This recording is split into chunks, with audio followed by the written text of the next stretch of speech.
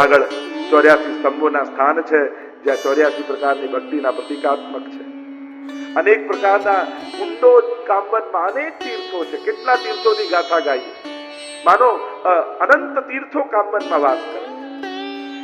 કામવનમાં એક છે શ્રીકુંડ, જ્યાં મહાપ્રભુજીના બેઠકજી છે. કામવનમાં મહાપ્રભુજીના બેઠકજી છે, ગુસાઈજીના બેઠકજી છે, ગોકુલનાથજીના બેઠકજી છે, ગિરધરજીના બેઠકજી છે, મહાપ્રભુજીના સંધ્યાવંદનના બેઠકજી છે, અને ત્યાં પ્રાચીન આચાર્ય ગોવિંદ પ્રભુના બેઠકજી છે. શ્રીકુંડ ઉપર એકવાર મહાપ્રભુજી પધાર્યા. મહાપ્રભુજીના પુરોહિતે કહ્યું કે આચાર્ય શ્રી, આપ અહીંયા મુકામ ન કરતા. પૂછ્યું કેમ? અરે આ કુંડ ઉપર એક બ્રહ્મ રાક્ષસ રહે છે, અને જે અહીંયા આવે એને ખાઈ જાય, એને મારી નાખે. આપ ત્યાં ન જશો. મહાપ્રભુજી હસવા લાગ્યા. જે જીવ જાતિ હોય કોઈ રે, તેને તત્ક્ષણ સુરવે સુખ હોય રે. જેને શ્રી વિઠ્ઠલનાથ વિચારે રે, તેને પ્રગટ પદાર્થ ચારે. શ્રી મહાપ્રભુજી તો સર્વને, ગુસાઈજી તો સર્વને સ્નાન કરવા પધાર્યા. કોમલ પદ જ્યાં કમલ વિલસે, ધન્ય કહો તે દેશ. અંગ બંગ કલિંગ કૈકટ મગધ મારુ સુરસિંદ, તે તામસના અઘર્યા પરતાપ પદરજ ગંધ. વલ્લભાખ્યાનમાં ગોપાલદાસ કહે, મહાપ્રભુજી તો સનાથ કરવા પધાર્યા. મહાપ્રભુજીએ કહ્યું, તમે અમારી ચિંતા ન કરો. મહાપ્રભુજી મુકામ કર્યો. ત્યાં બ્રહ્મ રાક્ષસનો નિવાસ હતો. સેવકોને ચિંતા થઈ, અરે જે રાક્ષસનો ઉદ્ધાર બ્રજમાં રહેવાથી ન થયો, એનો ઉદ્ધાર કેમ થશે? મહાપ્રભુજી પાસે આવીને વિનંતી કરી. મહાપ્રભુજી કહ્યું, ચિંતા ન કરો, કાલે તમે મારા વસ્ત્ર ધોવા જશો, આ શ્રીકુંડમાં જશો, અને બ્રહ્મ રાક્ષસ દેખાય તો બીજું કઈ ન કરતા, એ વસ્ત્રોને ખાલી ઝાપટ. અને બીજા દિવસે સેવકો મહાપ્રભુજીના વસ્ત્રની સેવા કરતા. જો સેવા શ્રી ઠાકોરજીની કોઈ પણ મળે, સેવા ઉપર ધ્યાન આપવું. કઈ સેવા મોટી ને કઈ નાની ને કઈ આગળની ને કઈ પાછળની, એની ચિંતા સેવકે નહીં કરવી. કારણ કે સેવાને જ્યારે તમે કોઈ પણ વિશેષણ જોડવા જાઓ ને, ત્યારે સેવા શબ્દ નાનો થઈ જતો હોય. સેવાને મોટી કરે છે સેવા કરનારો સેવક. આપણે તો વાર્તા સાહિત્યમાં આવે છે કે જે શ્રીનાથજીના ધોબીની વાર્તા આવે છે કે રોજ શ્રીનાથજીના વસ્ત્રો ધોવાઈને મળતા. એને એમ થતું કે મને તો કોઈ દિવસ શ્રીનાથજીના અંગની સેવા, શૃંગાર ધરાવવા, વસ્ત્ર ધરાવવાની સેવા મળવાની નથી. પણ મેં સાંભળ્યું છે શ્રીનાથજીના વસ્ત્રો પણ શ્રીનાથજી સ્વરૂપ હોય છે. એટલે વસ્ત્રો પણ ધોતો ને તો એવો ભાવ કરીને ધોતો, જ્યારે હું શ્રીનાથજીને સ્નાન કરાવી રહ્યો છું. એવો ભાવ રાખીને વસ્ત્ર ધોવે, જ્યારે શ્રીનાથજીને સ્નાન ન કરાવતો. અને આ જ્યારે ગુસાઈજી એકવાર જોયું, કહ્યું કે આ તો કેવી સુંદર રીતે વસ્ત્ર ધોવે છે. ત્યારે વિનંતી કરીને કહેતા કહ્યું, જયરાજ, હું વસ્ત્ર નથી ધોતો, હું તો એવો ભાવ રાખું છું જાણે હું શ્રીનાથજીને સ્નાન કરાવી રહ્યો. અને ગુસાઈજી ત્યારે બહુ પ્રસન્ન થયા. અને એટલા માટે જ્યારે પણ જે પણ સેવા કરો ને, ત્યારે તમારું મન બીજે ના જવું. મને લાઈન કરાવવા ઉભા હોય ને, ત્યારે ભાવ એવો રાખો, મને ઠાકોરજી મળશે ને તો આ લાઈનમાં જ મળશે. તમે ભલે ગમે ત્યાં બેઠા હો, પ્રસાદ લેવડાવતા હો, તમે એવો ભાવ રાખવાનો, લો મને તો અંદર જવા ના મળ્યું. ના, તમારે એમ વિચારવાનું, મને ઠાકોરજી મળશે ને તો થાળી લઈને સામે ઉભેલા જ મળવાના, મને સેવા મળશે પ્રસાદ લેવડાવવા. જ્યારે સેવા કરવાનો ઉત્તમ ભાવ તમારી અંદર હોય છે ને, ત્યારે નાની સેવા પણ તમે મોટી બનાવી દેતા હો. એટલે સેવા મોટી કે નાની એ સેવા પર ન હોય, એ સેવક પર હોય કે તમે સેવાને મોટી કરી કે નહીં. અહીંયા મહાપ્રભુજી આપી છે વસ્ત્ર સેવા. બીજા દિવસે ગયા અને એટલામાં બ્રહ્મ રાક્ષસ ત્યાં ઉભો થયો. મહાપ્રભુજીએ કહ્યું, આ બ્રહ્મ રાક્ષસ એના પૂર્વ જન્મની ગાથા મહાપ્રભુજીએ કહી. આ પૂર્વ જન્મમાં રાજા હતો. એકવાર કોઈ દરિદ્ર બ્રાહ્મણ નિકટ આવ્યો તો રાજાએ ઉદારતા બતાવતા કહ્યું, ઠીક છે, આ જમીન હું તને દાનમાં આપું છું.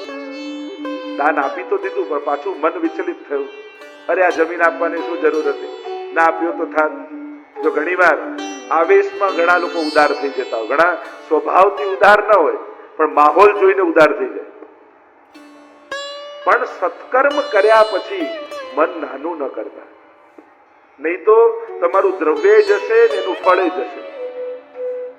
આપો છો તો દિલથી કરો, મનથી કરો.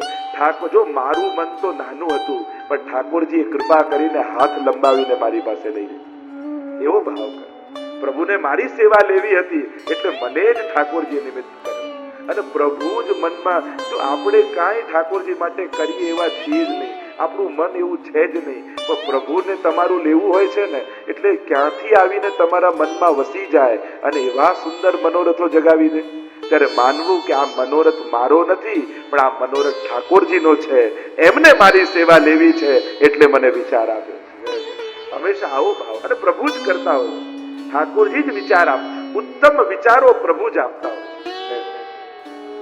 અને રાજાનું મન બદલાયું તો જમીન પાછી રહી ગઈ. અને પેલો ગરીબ બ્રાહ્મણ એવો દુઃખી થયો કે આને શ્રાપ લાગ્યો અને બ્રહ્મ રાક્ષસ થયો. મહાપ્રભુજીએ કહ્યું એનો ઉદ્ધાર જરૂર થશે.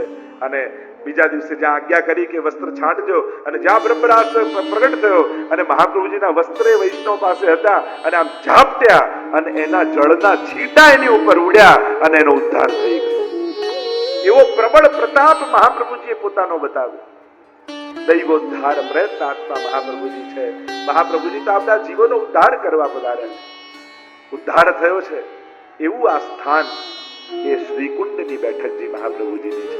મહાપ્રભુજી બિરાજ્યા, ભાગવતજીનું પારાયણ કર્યું અને આ સ્થાનને બેઠકજીનું સ્વરૂપ આપ્યું. બીજું એક સ્થાન જે ગુસાઈજીના બેઠકજી છે, ત્યાં મહાપ્રભુજી સાથે મધુસૂદન નામના વૈષ્ણવ મહાપ્રભુજીમાં એમની અનન્ય આસક્તિ હતી. ખૂબ પ્રેમ, ખૂબ ભાવ મહાપ્રભુ સદાય. અને એમણે વ્રત લીધું કે મારે મહાપ્રભુજીના પ્રગટ દર્શન કરવા છે. મહાપ્રભુજી તો લીલામાં પધારી ગયા છે, પણ એમનો એવો દ્રઢ ભાવ કે વલ્લભ તો પ્રગટ બિરાજે છે. એટલે જ આપણે ત્યાં કહેવાય આસુર વ્યામો લીલા. મહાપ્રભુજી માટે કહેવાય કે આસુરી જીવોને મોહ પમાડે એવી લીલા મહાપ્રભુજીએ કરી. દૈવી જીવો માટે તો આજે પણ મહાપ્રભુજી પ્રગટ જ બિરાજે. અને મનમાં મનોરથ થયો કે મારે પ્રગટ સ્વરૂપે મહાપ્રભુજીને જોવા છે. એટલે નિયમ લીધો કે જ્યાં સુધી મને પ્રગટ દર્શન નહીં થાય ને, ત્યાં સુધી કેવલ દૂધ પીને રહીશ. અને આ કુંડમાં આવી કટી સુધી ઉભો રહી અખંડ સર્વોત્તમના પાઠ કરીશ, જ્યાં સુધી મહાપ્રભુના દર્શન ન થાય. 3 દિવસ એવા ગયા, એટલામાં ગુસાઈજી ત્યાં પધાર્યા અને કહ્યું, મધુસૂદન દાસ, આવો હઠાગ્ર કરવો ઠીક નથી. કારણ કે આવો હઠાગ્રથી મહાપ્રભુજીને પ્રગટાવવા અને એમને શ્રમ આપવું આ પુષ્ટિ ભક્તનું લક્ષણ નથી. કારણ કે જે ભક્તિમાં શર્ત હોય એ ભક્તિ પુષ્ટિ ભક્તિ નથી. જે નિષ્કામ હોય, તત્સુખ ભાવની હોય, જેમાં કેવલ ને કેવલ પ્રભુના સુખનો વિચાર હોય, એ જ પુષ્ટિ ભક્તિ. અને એટલા માટે તમે આવો હઠાગ્ર છોડી દો મધુસૂદન દાસ. ન માનો.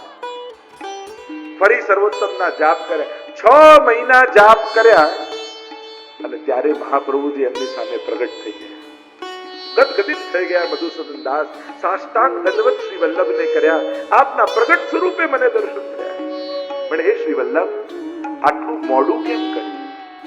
મેં તો સાંભળ્યું છે કે 3 દિવસ પાઠ કરે સર્વોત્તમજીના, એને આપના પ્રગટ દર્શન થાય, તો 6 મહિના પછી આપ કેમ પ્રાપ્ત થયા?